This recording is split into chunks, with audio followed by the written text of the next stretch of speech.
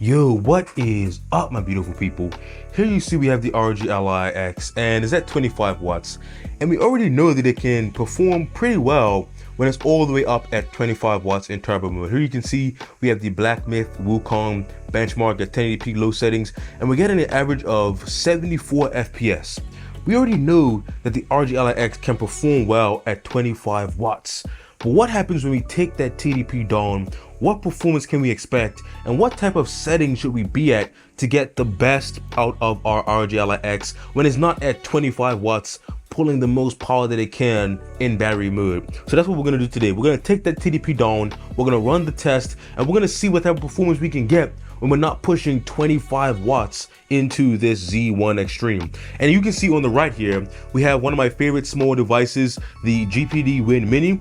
And the reason I think this is a good test is because the Win Mini is using the exact same screen as the ROG Ally X and the ROG Ally, of course. It is 1080p, 7 inches, 120 hertz. It has that VRR that we love. It is native landscape. I think this is an amazing screen. You already know what it is. This is on the ROG Ally since day one. You know what to expect, but it's great to see it on a handheld that's not coming from one of the big manufacturers like Asus. It's great to see it on this. I think this handheld is amazing here. So we're gonna drop the TDP, we're gonna run the test, and we're gonna see what we can do. Now, the first thing we're gonna do is we're gonna leave turbo mode and we're gonna go into performance mode, which is actually 17 watts on the ROG Ally X. Now I'm gonna set the GPD Win Mini to 17 watts. As you can see here, is at 17 watts, and we should be able to run this test and see what we can do at 17 watts. Okay, so the 17 watt 1080p benchmark is finished. ROG Ally X got a pretty good 65 FPS, and the GPD Win Mini just slightly behind at 63. So 65 and 63, pretty good scores here. Now we're gonna take the TDP down to 13 watts and we're gonna run the test again, and we're gonna see what type of performance we can get when we go down to the silent mode on the ROG Ally X, which is 13 watts. So let's change this TDP, run the test again, and see what type of performance we can get all the way down at 13 watts here. So I'm not changing any settings. I'm gonna just run the benchmark again and see what type of performance we can get.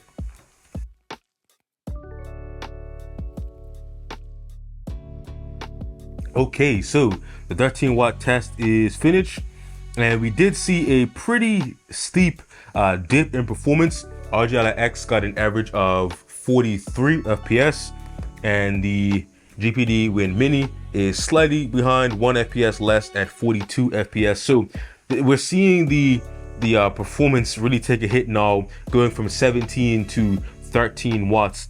Only 4 watts difference, but we're seeing around 20 FPS less, which is a pretty significant margin of decrease. So we're gonna go down to 10 watts. I'm gonna set a custom 10 watt TDP on the ROG Ally X. Then we're gonna go to 10 watts on the GPD Win Mini, and we're gonna see what we can get at 720p. So let's change the resolution and run the benchmark at 10 watts.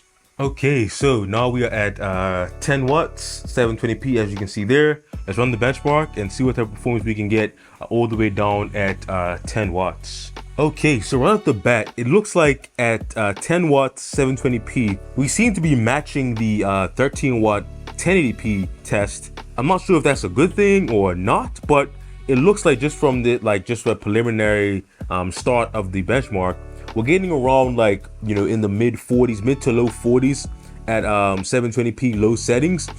So it depends if it's worth it to go down to 720p and 10 watts to get the same frame rate as 1080p 13 watts.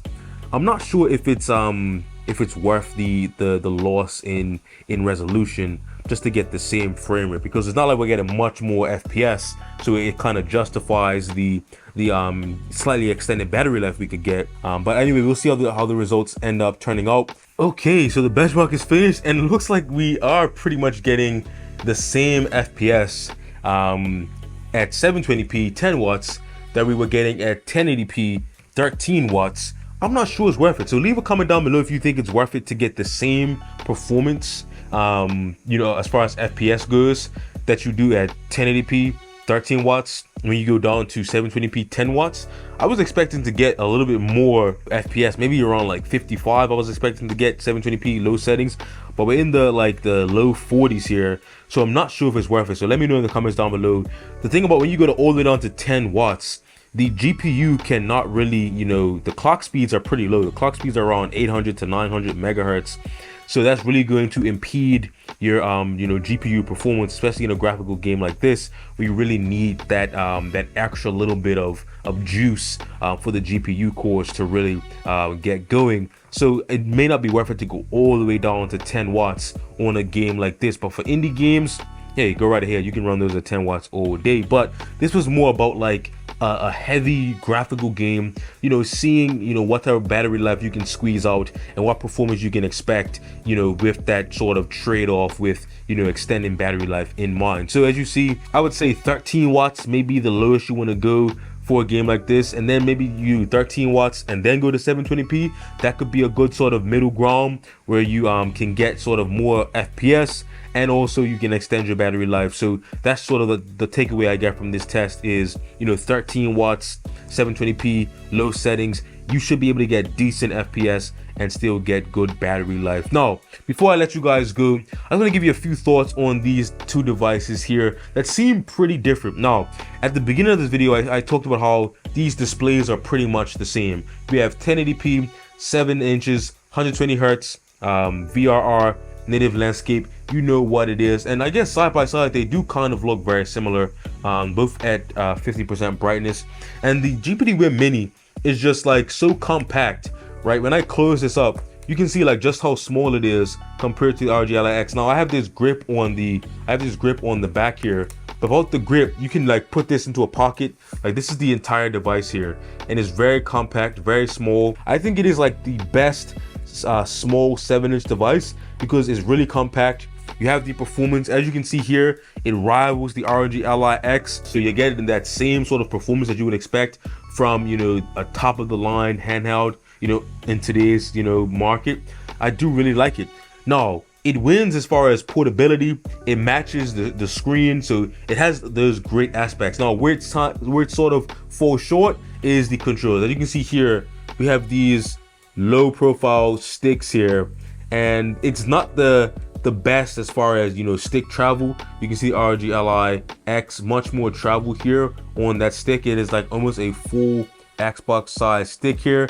This is more akin to like a Nintendo Switch size, but slightly more travel than a Joy-Con. But as far as the triggers and buttons go, I do like the triggers. They don't move so much. They are pretty small compared to like the ROG Ally X, as you can see here. Much larger triggers, but I have no problem with these triggers. They have good enough travel for like racing games to get that fine-tuned like throttle control, so no problems there.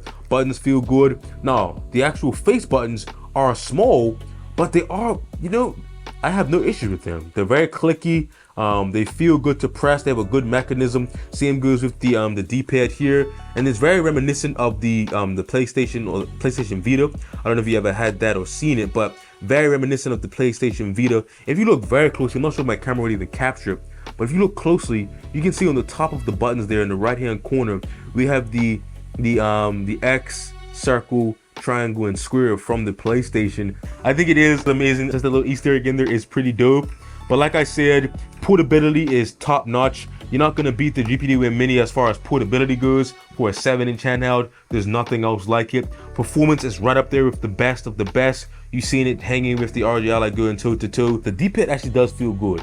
Very clicky, very solid. Never had any issues with the D-pad. And then of course, you have a full trackpad and keyboard for Windows navigation, and to me that's an underrated feature. Having a full keyboard for like typing in like names and passwords and things like that for games, and then a full trackpad that works wherever you are in the system. This trackpad is going to work, and it is great for navigation. I just love having like a trackpad for Windows navigation. It just really does make the experience much more intuitive and enjoyable just to have that trackpad there. Keyboard is great. I think the Win Mini is an overall great device. I cannot say enough good things about it. The only thing that it lacks, in my opinion, is like the joysticks, but other than that, you can really, you can get used to the lower travel. I'm not gonna like excuse the lower travel and say it's better than a full-size joystick. It will never be better than a full-size joystick, and I'm not gonna sit here and lie to you and try to make it seem like it's better than it is. It does sort of like make a trade-off to give you that ultra portability. But as far as like, for example, I'll say in like FPS games, you really want more travel to get a little bit more precision, because this is like all you're working with, this tiny little motion. But the way I sort of combat that is I use the gyro aiming in FPS games, and then I can actually move the device and get better aiming. It really does improve the overall experience. So I really can't complain. I get the gyro aiming for better aiming precision in FPS games. I got the ultimate portability. It has great performance. I just ran the test again by mistake. Got 43 FPS, so it's right up there with the ROG Ally, 1 FPS less.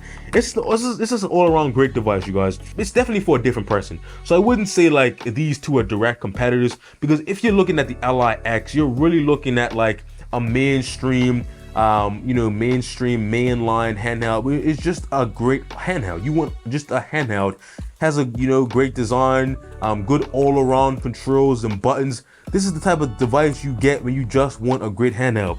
Now the GPD Win Mini is for the people that want a little bit something more, something special. You have that trackpad, you have the keyboard, you just want a little bit more out of your device. Maybe you're using it as like sort of like a weekend laptop replacement. You may need to do some productivity emails. Now you're definitely not going to want to type out an essay on this, or maybe you're crazy, you may want to type out an essay on this, but I find it's better for like thumb typing. I mean, for my large hands, I can reach the entire keyboard with both of my thumbs, so it's reminiscent of like an old school like BlackBerry or something like that, where you had like that nice keyboard. It does feel good. The buttons and everything is great, but I think these two devices are for two totally different people.